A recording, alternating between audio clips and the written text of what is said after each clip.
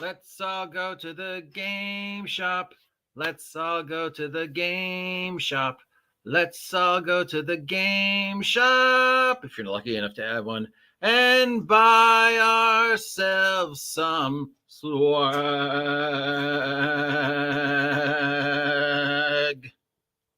Good morning and welcome. How are you? It's 8:47 in the morning here at Site B on the 13th day of March. It is a beautiful oh no, wait, I was wrong. It is overcast and gloomy. Make up your mind! And apparently we're having like 20-mile-per-hour winds. Make up your mind! Anyways, it's Wednesday, so it's time to head on down to our friendly local game store, if you're lucky enough to live in a city that has one, and if that friendly local game store is smart enough to be carrying and supporting tabletop role-playing game at this point in the year, /century, /world. Unless we know OGGM, you live 20 minutes driving distance between 6 stores, none of which carry role-playing games. Stop it. Nobody feels bad for you anymore. Let's get over it, OGGM. All right. But remember, as always, to call ahead before you head on down to your friendly local game store to make sure they have the products in stock, right? All right. And as you can see, the very first one is from our friends over at Chaosium, and it's Arkham. Not the video game, not the Batman reference, not the card game, not the board game, not the book series, not the person. This is just a Call of Cthulhu setting supplement for Arkham. Arkham's a real place, right? I mean, I know it's supposed to sort of be Chicago. I mean, it's kind of dumb asking this now, but no, it's just a fictional city in Massachusetts, but there are some places that have taken the name as their own, right? Like, whatever. So yeah, it's just basically the campaign setting for the Arkham in Call of Cthulhu, which is, a very important city in the Lovecraftian mythos, Call of Cthulhu mythos. I'm sure they've done this book before, but whatever. They're releasing it 2024 Arkham with everything you need to know about the hidden secrets of the city of Arkham. Wow, man, why is land so cheap in this town? My God, I can get 200 acres for $10. Why are you selling? Nope, no reason. Just tired of snow. You want to go to California? Just here you go. My entire 200 acres, $10. Okay, man, I don't understand why real estate is so cheap in Arkham. It's like nobody wants to live here.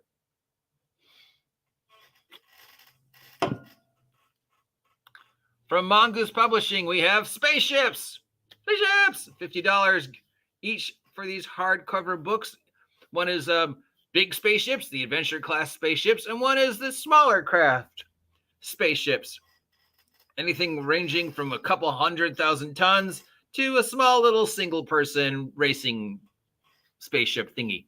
So yeah, 60 spaceships in each book, maps, information, price, just spaceships. $50 for a book on spaceships, maps of spaceships, pictures of spaceships, stats on spaceships, spaceship on spaceship, violence, spaceship on spaceship, love. It's just spaceships. Who doesn't love spaceships? That said, it's $50, and I can find maps for spaceships online for free. Okay, from Ulysses Spiel, we have Hard Times in Hargard, which I guess is a Fading Sun supplement. We've got Hard Times in Hargard for $40, New Frontier Spacecraft Depth Clans for $35, Life Wheel and Ammo Box for $35, Explorer Gears Equipment Card for $11, and the New Frontier Play Kit for $30. These are hardcover supplements for Fading Sun. So this is him here. This is the spaceship book. This is the ammo box. This is the card set. This is the play kit. It comes with a life counter, a whole bunch of stuff. I like the cards. You guys know I like the cards. Okay. So Hard Times of Hargard is a war between two populations fighting over who gets to be the next emperor. Shades of a certain movie. New Frontiers is a 15 double-sided spaceship maps. Spaceships! The life wheel and ammo box contains life wheels for tracking ammo and vitality. So I guess that's a thing in this game where you get a little life wheel and you spin down. Oh, I've got 10 life. Click. I've got 9 life. Click. I've got 8 life. $35 for basically a piece of paper. I don't know. The Explorer's Geared and Equipment card presents 30 cards, from rifles to cyber thingies to vehicles and all sorts of other stuff. So if you like props and you like the cards, you guys, when do I not say the cards are great? I love the cards. I think they're one of the greatest props that if you, a DM, can get your hands on them, you should. What does it look like? Here's the card. What does it does? Here's the card. I do not want to worry about the fact you cannot remember what the artifact I gave you does or does not do. Here is a card. It's got all the information on what it does on the back and a picture on the front. There. Never bother me about it again. It's on the card. And if I'm mean, I can say, oh, you lost the card that I spent hard-earned money on? I guess that means your character lost the item, right? And when the character dies, I get the cards back. But yeah, the cards are great. I love the cards. From Exalted Funeral, we have Monsters and Aliens and Holes in the Ground. And Experience Points, the lost chapters of Monsters, Aliens, and Holes in the Ground. This is hardcover and softcover references, $50 for Monsters, Aliens, and Holes in the Ground, and $15 for the lost chapters from Monsters, Aliens, and Holes in the Ground. What is going on in those holes in the ground with those monsters and aliens? Richly illustrated, Monsters and Aliens explores how role-playing games blossomed into pulp culture phenomenon, covering more than 300 different RPGs that have been published in the last 5 decades. Each decade includes an explanation of how RPGs evolved in times between their inception and present day, and the Experience Points lost chapters include stuff that we couldn't put in the first book.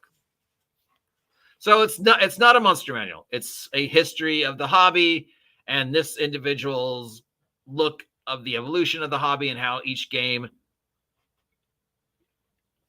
that came out in certain periods of time affected the hobby. You know, how did GURPS affect the hobby? How did Traveler affect the hobby? How did $50 is kind of cool. I'm sure there are other books that have done the same thing. If that's the topic you're interested in, it might be worth your time. From Free League, we've got some standees. For Dragonbane, for $25, you can get 64 cardboard standees. And for $1, you can get the extra bases. So does the $25 come with the standees, or do you have to get the standees separate? No. Okay, so if you buy the box with the 25, it does not come with the stands. You have to buy the stands separate. Oh, very clever. Very clever, Free League Publishing. All right. From Random Order Creations, we have Black Pudding. It's a magazine. It's $7 and includes all sorts of new magic items, spells, traps, fun things for general RPG nonsense. It's a classic 1980s black and white, somebody put together in their house zine. Remember when these were things for $7? Man, I miss those. From Necromancer Games, we have Raslam Asylum for D20. This is a D20 adventure for $25.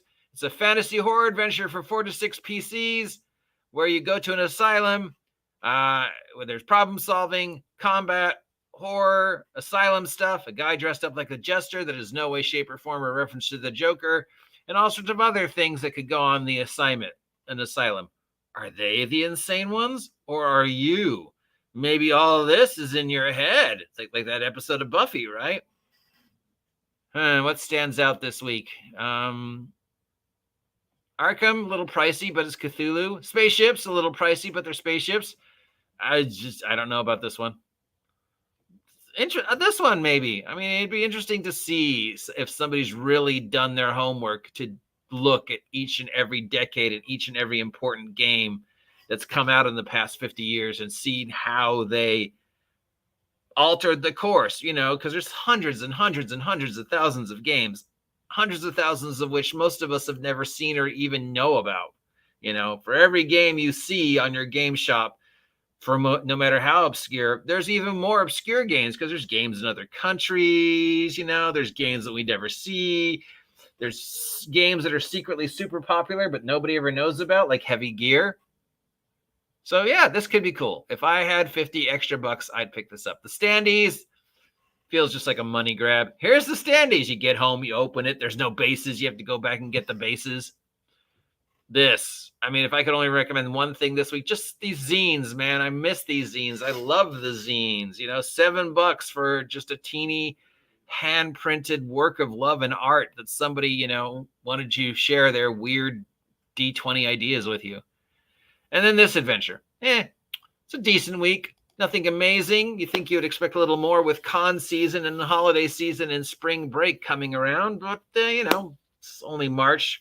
We probably won't see any major things to April and May. Anything on here that you feel like picking up? Remember to call ahead and make sure they have it in stock and tell them the OGGM sent you. And when you tell them the OGGM sent you, they'll return say, oh, the OGGM has his own product. You should go to Giant Slayer Games and pick up his latest product, Elves with Sticks. It's way better than anything we have. It might be the tabletop role-playing game of the year. That's right. Head on over to Giant Slayer Games, link down below, and release my long-awaited Elves with Sticks Shadow Dark hack role-playing game, where I finally look at the Elves with Stick trope that I have talked about for years. That's it. I appreciate you sticking with me. Hopefully you appreciate listening to the sound of my voice, and I will talk to you all later. I got to read that Daggerheart PDF and the DC-20 PDF. See ya.